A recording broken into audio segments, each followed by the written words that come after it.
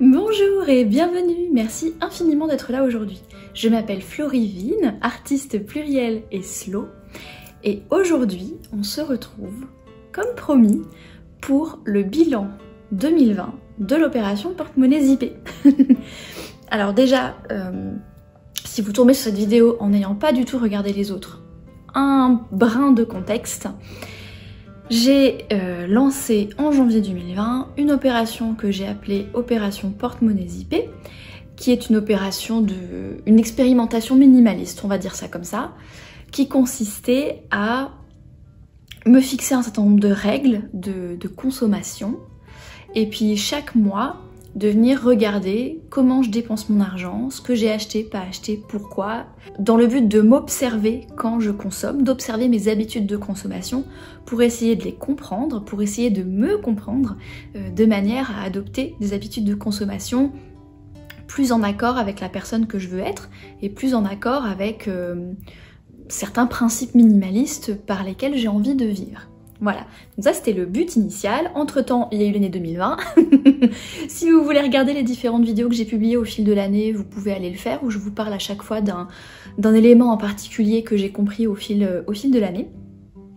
Et donc aujourd'hui, je vais clore un petit peu cette série Opération porte-monnaie zippée 2020 en faisant un petit bilan de ce que j'ai appris cette année grâce à cette opération.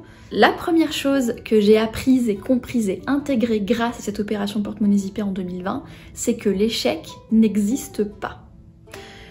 C'est-à-dire que le but de cette opération, comme je vous disais, c'est de mettre de la conscience sur mes comportements d'achat, de comprendre ce qui se passe dans ma tête et dans mon cœur, etc. Et donc à partir du moment... En fait, la seule chose qui peut constituer un échec, c'est si je laisse tomber. Et si je dis, bon, fuck it, cette opération porte-monnaie zippée, ça marche pas, puisque c'est ça à partir de maintenant, je suis plus rien, je n'explore plus rien, je n'expérimente plus rien, j'essaye plus rien de comprendre, c'est fini, j'en ai marre, machin. Voilà, là ce serait un échec. Le seul échec, c'est d'abandonner en fait. Mais à partir du moment où le but de l'opération, c'est d'expérimenter, d'observer et de tirer des conclusions, il n'y a pas d'échec en fait. C'est-à-dire que même si je consomme, c'est pas un échec. Même si je surconsomme, ce n'est pas un échec.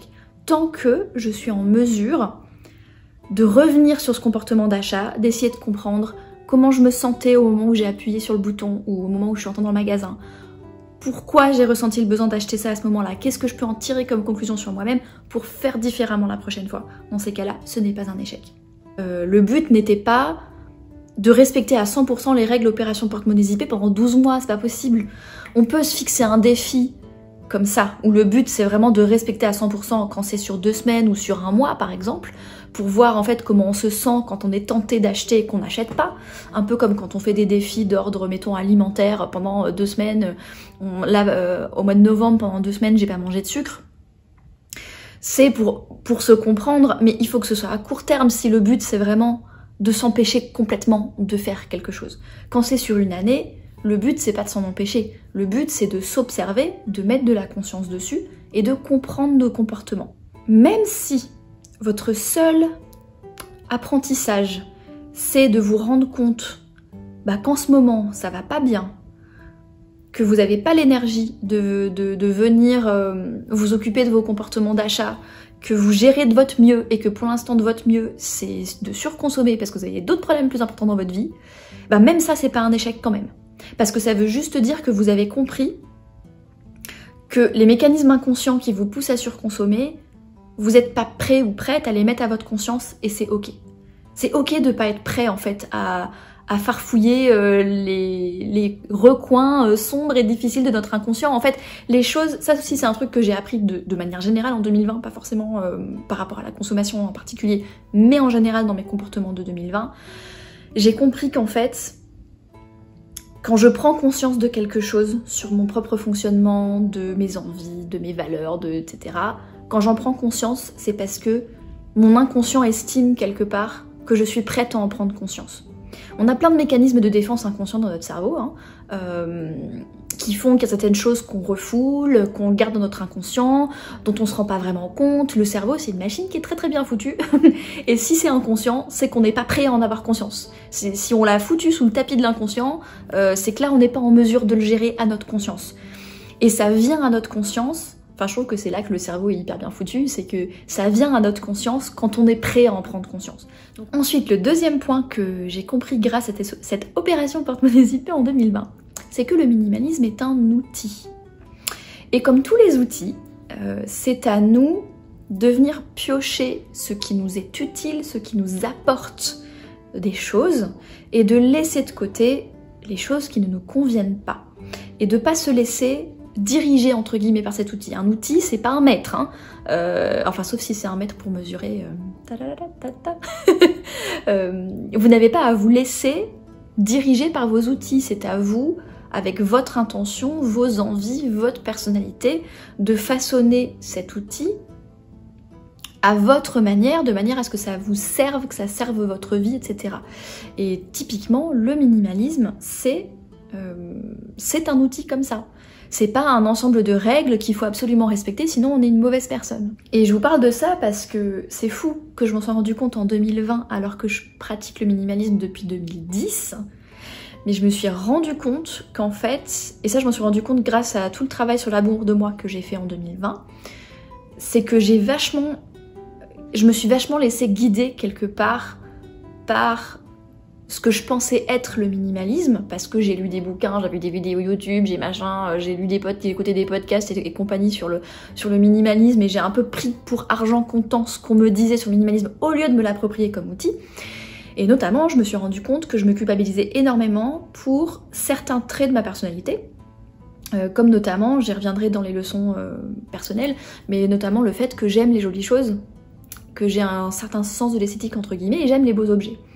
Et en fait, j'en ai pris conscience de ça en 2020, et j'ai aussi pris conscience que ça fait 10 ans que je me culpabilise d'aimer les beaux objets. Parce que le minimalisme a dit qu'il fallait se détacher de l'objet, qu'il fallait être dans l'expérience plutôt que dans l'objet, qu'il fallait pas du tout être matérialiste, que les objets c'est pas bien, et nanana, et que du coup, j'ai passé 10 ans à renier une partie de ma personnalité, à renier une partie de ma sensibilité, de qui je suis en tant qu'être humain, parce que le minimalisme a dit que.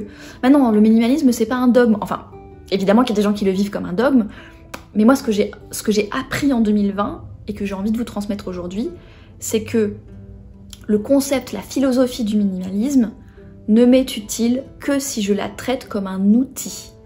Un outil pour aider à me comprendre, un outil pour aider à normaliser mes comportements d'achat, à m'aligner avec mes propres valeurs en tant que dans mon éthique de consommation par exemple, à m'aligner dans mes propres valeurs, dans comment je dépense mon argent, avec quelle intention, etc. Mais le minimalisme n'est pas un dogme auquel il faut que je me conforme en oubliant ma personnalité au passage. Vous voyez ce que je veux dire? Ce que j'ai compris sur moi en 2020, comme je vous le disais, c'est que j'ai un certain sens de l'esthétique et du beau, qui est mon goût à moi, hein, c'est pas le goût universel, mais j'ai un certain goût, j'aime une certaine esthétique, j'aime avoir un intérieur que je trouve joliment décoré, etc. en fonction de mon esthétique, c'est ce qui me fait me sentir bien chez moi. J'aime utiliser et m'entourer de beaux objets artisanaux, où je trouve qu'ils ont une âme, etc. Par exemple, moi qui adore le thé, je me contenterai pas d'avoir 6 tasses à thé Ikea qui viennent d'un set et d'utiliser que ça toute ma vie. Les tasses blanches là, sans aucune personnalité. Il y a des gens à qui ça convient très bien parce que la tasse c'est seulement un outil dans lequel mettre le thé. Moi personnellement, dans ma personnalité, il y a le fait que j'aime avoir une jolie tasse. J'en ai une là-bas derrière. Voilà, j'aime avoir une jolie tasse que moi je trouve belle.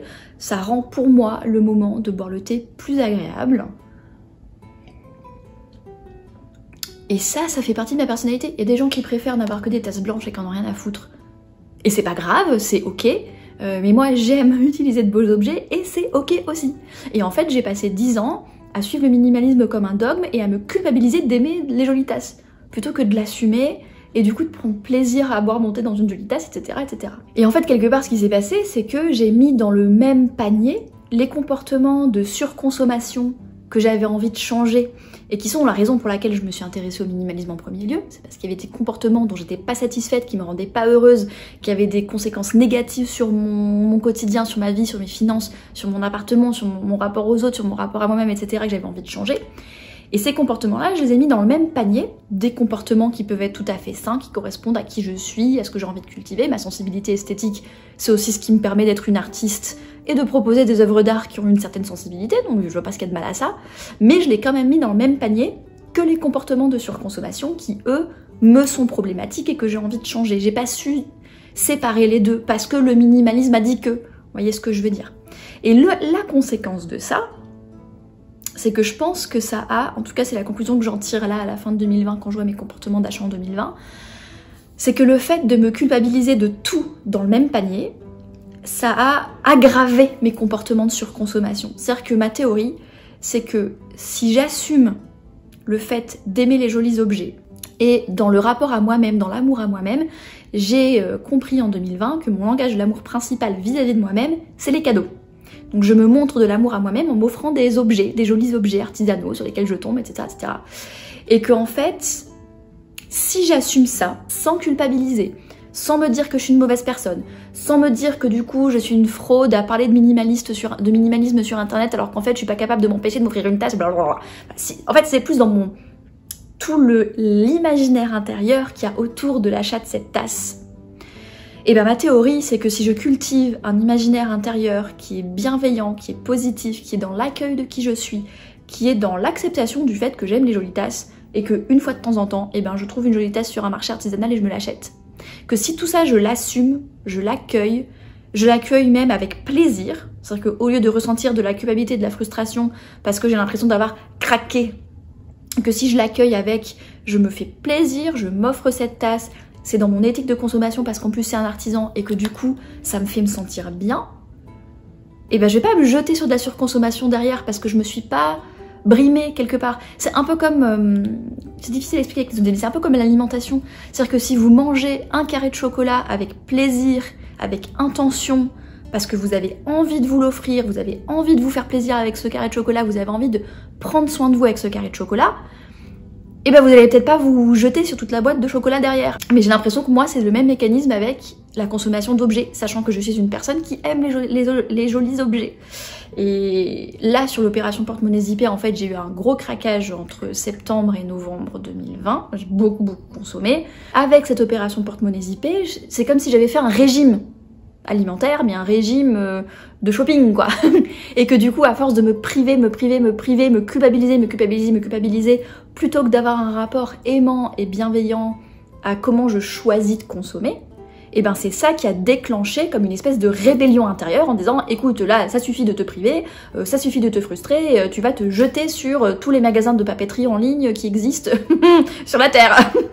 Voyez, je pense vraiment qu'il y a une relation de cause à effet, que le fait de ne pas accueillir qui on est, le fait de ne pas s'accepter tel qu'on est, le fait de ne pas s'accueillir et s'aimer tel qu'on est, c'est ça qui déclenche ou qui aggrave des comportements compulsifs en fait. Voilà, j'avais cette théorie-là que ce serait beaucoup plus sain dans mon rapport à l'objet d'accueillir et d'assumer le fait que j'aime les jolies choses, d'accueillir le fait que je me donne de l'amour avec les objets et que si je m'offre des objets avec joie, avec plaisir, etc., je pense, et c'est ce que je vais tester en 2021, que je serai beaucoup moins sujette à des crises de surconsommation parce que je me suis privée pendant trop longtemps, vous voyez ce que je veux dire.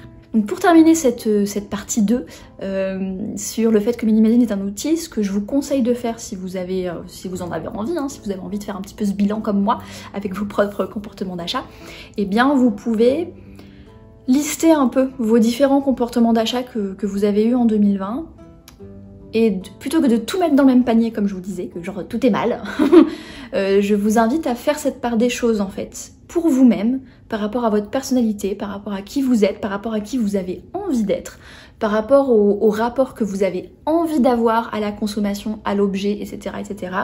Je vous invite à diviser en deux en fait ces comportements que vous avez eu en 2020 et de décider pour vous-même lesquels de ces comportements font partie de ce que vous considérez être un rapport sain à l'objet et de bien séparer ça de l'autre côté, les comportements d'achat que vous considérez être de la surconsommation et que vous considérez ne pas être en accord avec comment vous avez envie de dépenser votre argent, avec comment vous avez envie de vous comporter par rapport à ça et avec ce que vous avez envie de ressentir.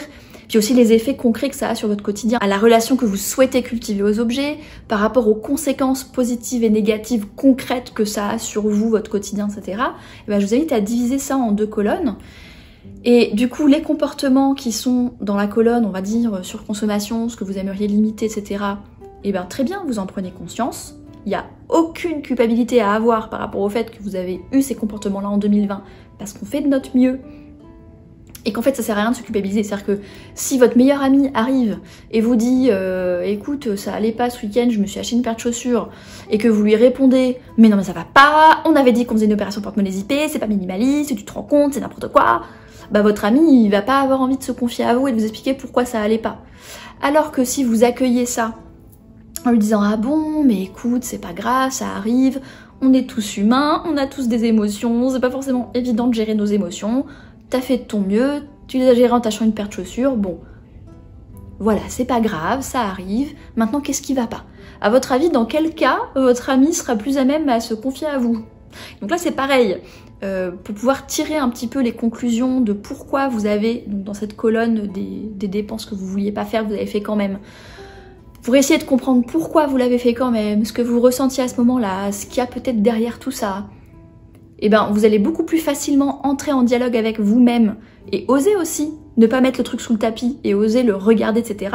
S'il n'y a pas de honte, s'il n'y a pas de culpabilité, s'il n'y a pas de jugement, et si au contraire vous, quelque part, entamez cette introspection avec vous-même, avec bienveillance, avec ouverture, et sans jugement en fait. Imaginez que vous étudiez les comportements d'achat de votre meilleur ami. Et demandez-vous comment vous lui parleriez et parlez-vous à vous-même comme vous parleriez à votre meilleur ami, c'est beaucoup plus efficace. Parce que sinon, vous ne vous ouvrirez pas à vous-même, vous resterez dans le déni de ce que vous avez consommé qui vous convient pas, si vous vous flagellez à chaque fois que vous regardez quoi. Donc on n'est pas dans la complaisance, hein. L'idée c'est pas de dire « Ah bah très bien, j'ai fait de mon mieux, bah du coup en 2021 c'est open bar et j'achète ce que je veux », c'est pas ça. C'est simplement le faire avec... sans autoflagellation en fait, avec bienveillance, de manière à être disposé soi-même à venir regarder ce qui va pas. Et de l'autre côté, la colonne des choses où en fait vous êtes tout à fait à l'aise avec ce genre de choses, vous avez envie de le cultiver, et bah du coup de le garder pour 2021 et vous dire, en tout cas moi c'est ce que j'ai prévu de faire, c'est de me dire, bah voilà, moi j'aime les beaux objets, j'aime les jolies choses, j'aime soutenir les artistes, les artisans, les petits commerces, etc. Donc dans mes règles porte-monnaie zippée 2021, j'ai envie d'inclure, entre guillemets, une autorisation de ça. C'est comme faire un régime sans sucre. Moi, j'ai envie de manger du sucre de temps en temps. Je ne veux pas m'infliger un régime sans sucre. Donc, dans mes règles alimentaires, je vais m'autoriser à un moment donné des carrés de chocolat parce que j'ai envie. Bah là, c'est pareil. C'est au lieu de se dire, ah bah là, en 2021, j'achète rien, bah c'est de me dire, voilà, là, j'aimerais éviter ce genre de surconsommation-là. En revanche, j'ai envie de m'autoriser à m'acheter une jolie tasse sur un marché artisanal si j'ai envie de me montrer de l'amour à moi-même ou de me faire plaisir de cette manière-là à un moment donné et l'intégrer à mes règles. Ensuite, troisième chose, ce que j'ai appris sur moi-même grâce à cette opération porte-monnaie zippée. Alors j'ai sélectionné 2 points en particulier parce que si je vous raconte tout ce que j'ai appris sur moi-même, déjà il y a plein de choses qui sont personnelles et qui vous intéresseront pas. Et puis sinon la vidéo elle va faire 2 heures, donc j'ai sélectionné 2 points. Premier point dont je vous ai déjà parlé, donc je vais pas revenir longtemps dessus, c'est le fait que j'ai compris que l'un de mes langages de l'amour vis-à-vis de moi-même, c'est les cadeaux, et que du coup ça explique pourquoi j'aime m'acheter un truc pour célébrer par exemple quand j'ai réussi un super truc, c'est pour ça que j'aime, bon là en 2020 je l'ai pas trop fait, mais c'est pour ça que j'aime m'acheter un petit truc à l'aéroport quand j'attends l'avion parce que ça me fait plaisir, c'est pour ça que j'aime quand je vais sur un marché artisanal m'offrir un petit truc, c'est pour ça que j'aime quand je suis en vacances m'acheter à moi-même un souvenir de vacances, c'est parce qu'en fait mon langage de l'amour principal vis-à-vis de moi-même ce sont les objets. Donc ça c'est un truc que j'ai appris sur moi-même et que du coup, maintenant que je l'ai appris sur moi-même, je vais pouvoir l'intégrer dans ma manière de consommer en 2021. Deuxième chose que j'ai appris sur moi-même, c'est que j'ai un besoin de sécurité et de structure. Et ça je m'en suis rendu compte grâce finalement à tout ce qui s'est passé en 2020. Je pense pas... En fait ça a exacerbé ce comportement en 2020 avec tous les confinements, les trucs comme ça. Et je pense que s'il n'y avait pas eu les confinements de 2020, je m'en serais peut-être pas rendu compte parce que le comportement n'aurait pas été aussi exacerbé. Mais voilà, je me suis rendu compte que j'ai un besoin de sécurité et de routine et d'avoir mes petits objets habituels, mon petit thé habituel, mes petits cahiers habituels, etc. Et que quelque part, certaines de mes surconsommations étaient liées au fait de combler ce besoin de sécurité. Par exemple, juste avant le 2e confinement, là en octobre, je suis partie dans le marais, j'ai dépensé des centaines d'euros parce que je me suis fait un stock énorme de mes thés préférés chez Mariage Frères, parce que je me suis fait un stock de cahiers, de peintures, de papier aquarelle, parce que j'avais peur de plus avoir de papier d'aquarelle pendant le confinement, parce que tous les magasins sont fermés. J'ai fait un stock de mon parfum préféré, j'ai fait un stock de mon huile de bain, enfin bon, en fait tous les trucs que j'aime au quotidien, que j'aime utiliser au quotidien, et qui sont des choses, on va dire, périssables, c'est-à-dire des choses qu'on utilise et qu'une fois qu'on l'a utilisé, il n'y en a plus. Genre le carnet, une fois que je l'ai rempli, ben je peux plus écrire dessus parce qu'il est rempli, vous voyez ce que je veux dire. Et je me suis jetée sur ces trucs-là, de peur de pas les trouver pendant le confinement. C'est-à-dire que ça m'a rassurée d'avoir du stock d'avance, en fait. Et de la même manière, je me suis rendu compte, parce que j'ai étudié un petit peu dans quelle situation j'ai craqué et dans quelle situation j'ai repéré des objets qui me plaisaient et que je ne les ai pas achetés pour autant. Et je me suis rendu compte que la plupart des objets pour lesquels je craquais, c'était, on en revient à ce besoin de sécurité, d'y avoir accès, de manque, de machin comme ça, c'est que les trucs pour lesquels je craquais, c'était souvent soit les pièces uniques, les petites collections. Chez les artisans, il y a beaucoup d'artisans qui sont une seule personne et qui peuvent pas faire plus de quelques bijoux ou quelques carnets faits main par mois, quoi. Ils peuvent pas avoir une production comme une usine avec des tas d'ouvriers et des machines. Et donc du coup, il y a certains artisans et artistes qui fonctionnent par série limitée, qui vont mettre une vente en ligne, et puis quand il y en a plus, il y en a plus. Alors qu'il y a d'autres marques, artistes, artisans qui fonctionnent par collection permanente, et qui vont, quand c'est vendu, sur le coup ça va être vendu parce qu'ils peuvent en produire que X par mois, mais on sait que ça va revenir en stock parce que c'est une collection permanente. Et en fait, je me suis rendu compte que quand c'est des collections permanentes, j'ai aucun problème, mettons, à mettre le magasin en ligne, en favori sur internet, enfin j'ai une page OneNote avec tous mes magasins en ligne préférés, de le mettre dans mon OneNote et de me dire j'y reviendrai dans 6 mois quand j'aurai besoin de faire une liste de cadeaux ou quand j'aurai envie de me féliciter d'avoir accompli quelque chose, je pourrais y revenir, il n'y a pas de problème. Et zéro tentation, zéro achat, il n'y a aucun souci, aucun brouhaha mental autour de « ah mais quand même », non, zéro. Mais par contre, dès que c'est des éditions limitées, que je sais que si je l'achète pas maintenant, je risque de jamais l'avoir, et là je me précipite dessus. Et en fait, c'est le même mécanisme lié à ce besoin de sécurité et à cette peur de manquer. Donc ça, c'est un truc que j'ai appris sur moi, et je savais déjà que je suis une créature d'habitude, de routine, etc. Je savais pas que c'était à ce point. Alors peut-être que ça a été exacerbé en 2020 aussi avec tout ce qui s'est passé, mais je savais pas que c'était à ce point. Et je savais pas que ça avait autant d'impact. Parce que là en 2020, ça, c'est 90% de mes craquages. 90% de ma surconsommation, c'est cette histoire de besoin de sécurité, de peur de manquer, de peur que la collection soit sold out, etc., etc., soit vendue, pardon, etc., etc. Donc par rapport à ça, 2 choses. La première chose, c'est d'accueillir et d'accepter ce besoin de sécurité. Accueillir avec bienveillance le fait qu'en 2020, avec toutes les insécurités qu'il y a eu, toutes les incertitudes qu'il y a eu, j'ai particulièrement eu besoin de faire un stock de carnets, de bougies, de thé, de machin comme ça, et de l'accueillir avec bienveillance envers moi-même sans m'auto-flageller. Et dans une certaine mesure, ce que je me suis rendu compte aussi, c'est que malgré, on en revient au point sur le minimalisme est un outil et pas un dogme, c'est d'accepter aussi que même si le minimalisme dit qu'il faut pas avoir de stock, qu'on peut toujours racheter, que ça sert à rien de garder du stock pour au cas où, moi c'est accepter que j'ai un certain besoin de sécurité qui est peut-être plus fort que d'autres personnes et que ça me rassure pour les objets que j'utilise le plus souvent au quotidien. Donc je pense au thé, je pense aux bougies, je pense aux carnets, je pense au matériel artistique. Et moi ça me rassure d'avoir du stock d'avance. Voilà, ça me rassure. Et c'est ok. C'est ok parce qu'en plus, je vais les utiliser. C'est-à-dire que les stocks que j'ai fait en 2020, par exemple, au premier confinement, j'avais fait des stocks de carnets. Courant 2020, j'ai utilisé tous mes stocks. Et bien sûr, l'autre élément, c'est que ça m'a fait prendre conscience que j'ai peut-être besoin aussi de combler ce besoin de sécurité autrement. Ça, on en avait parlé, je sais pas si c'était dans la vidéo initiale ou celle d'après, on avait parlé du fait qu'il y a des besoins humains qu'on essaye de combler avec les objets, parce qu'on vit dans une société marchande qui nous fait croire, par la pub, etc., que les objets combleront nos besoins, mais en fait c'est pas les objets qui les comblent. Et là concrètement, oui, peut-être que ça me rassure d'avoir des carnets, des bougies d'avance dans mes placards, mais c'est pas ça qui va combler mon besoin de sécurité. Et donc du coup ça m'a fait comprendre que derrière, je vais chercher activement en 2021 de quelle manière je peux créer une structure dans ma vie, hors objet, rien à voir avec l'achat d'objets, pour me donner cette sensation de sécurité. Et ça peut être notamment à travers des routines, des habitudes, des choses récurrentes qui me rassurent, etc. etc. Ça, on pourra en parler dans une vidéo dédiée si vous voulez, hein, de comment je comble mon besoin de sécurité. Je vais expérimenter ça en 2021.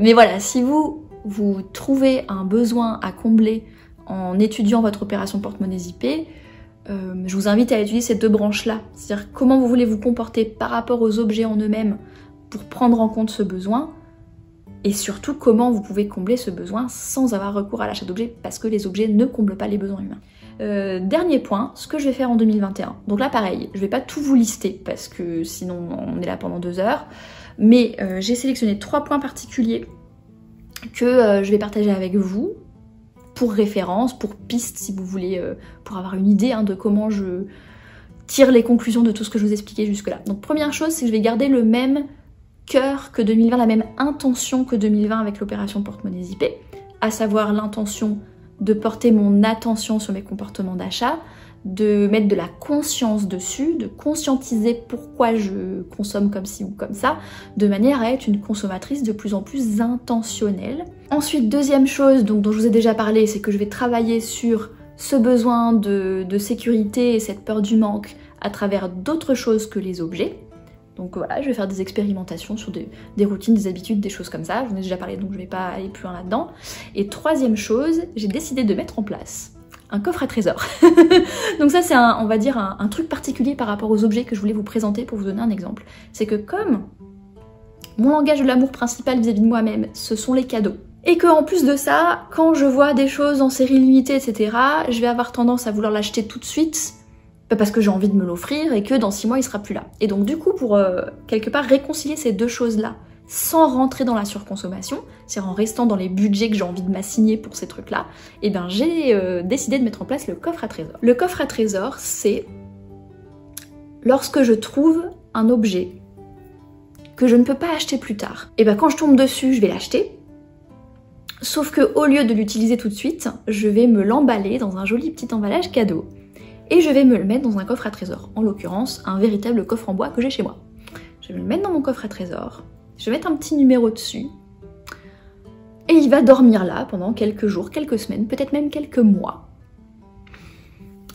Et comme c'est des pièces uniques de toute manière, je prends pas le risque d'acheter 2 fois la même chose, puisqu'on parle de pièces uniques, ou de séries limitées, qui seront plus disponibles par la suite.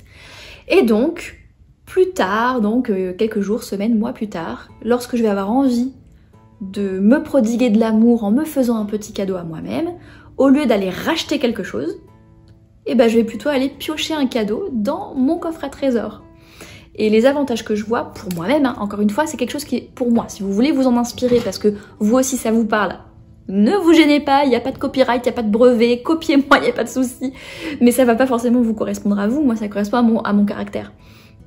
Et ça me plaît pour plusieurs raisons. La première raison, c'est qu'au lieu d'acheter 2 choses, c'est-à-dire acheter le jour où je trouve le truc limité, me payer le truc limité, et du coup l'utiliser tout de suite, et 3 mois plus tard, je me sens pas bien, j'ai envie de me réconforter en achetant un truc, je vais acheter un deuxième truc, au lieu d'avoir acheté 2 trucs, j'en aurais acheté qu'un.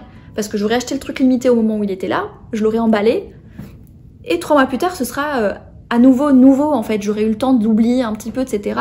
Et j'ai fait le test avec les surprises du NaNoWriMo en novembre dernier, où j'avais acheté 30 petites surprises que j'ai ouvertes chaque jour quand j'avais écrit. Et malgré le fait que c'était un cadeau que je m'étais déjà fait, que quelque part il n'y a pas vraiment de surprise parce que c'est moi qui me le suis acheté avant, le fait qu'il y ait plusieurs semaines d'écart, que j'ai un petit peu oublié ce que j'avais mis dedans, et que je l'ai pas du tout utilisé du coup pendant ces semaines-là, j'ai vraiment retrouvé ce plaisir de me faire le cadeau à moi-même. C'est pour ça que j'ai mis en place ce coffre à trésors, c'est que je sais que ça marche. Et donc comme ça permet de diviser par 2 quelque part ma consommation, puisque ça me permet de profiter des opportunités des séries limitées, ou des achats uniques ou des opportunités uniques, et puis de me les offrir plus tard plutôt que de racheter autre chose plus tard. Et l'autre avantage que j'y trouve, c'est que c'est hyper ludique, c'est hyper fun, c'est hyper drôle, c'est hyper amusant. Moi j'ai adoré les surprises du National Novel Writing Month. Il y a quelqu'un parmi vous qui m'a dit c'est un peu comme un calendrier de l'Avent, en fait j'aurais dû les emballer, sauf que je les ai pas emballés les surprises cette année, je les emballerai l'année prochaine. Parce que ça fait un peu un effet calendrier de l'Avent et c'est rigolo en fait. Et ça permet de remettre du fun. En fait, ça répond à mon envie, comme je vous disais, de cultiver des émotions positives par rapport au fait que je me fais des cadeaux. Au lieu de culpabiliser, d'être frustrée, de me dire que je suis pas une bonne minimaliste, de perdre en estime de moi, de perdre en confiance en moi, j'ai envie de cultiver des émotions qui sont positives, qui sont constructives. J'ai envie de cultiver de l'optimisme, de l'enthousiasme, de l'amusement, de la curiosité, du plaisir, de la joie. Et en fait, ce petit coffre à trésors avec ces petits emballages, comme en plus moi j'adore la papeterie, je peux faire des jolis emballages avec mes jolis petits scotch décoratifs, etc. Ça va être un projet un peu créatif finalement, hyper fun quoi. J'envisage même de... Ça c'est une copine autrice qui m'a donné l'idée, j'envisage même pour chaque numéro de surprise de me dessiner une petite carte avec derrière un petit haïku ou un petit mot pour moi-même, vraiment comme si c'était un cadeau à moi-même avec le petit mot qui va avec, et de le glisser dans le paquet et de redécouvrir ce dessin avec ce mot quand j'ouvre le paquet pour rajouter en plus de la créativité. Vu que moi je suis une personne créative, l'idée de transformer ça en projet créatif, ça m'enthousiasme énormément, ça génère énormément d'émotions positives.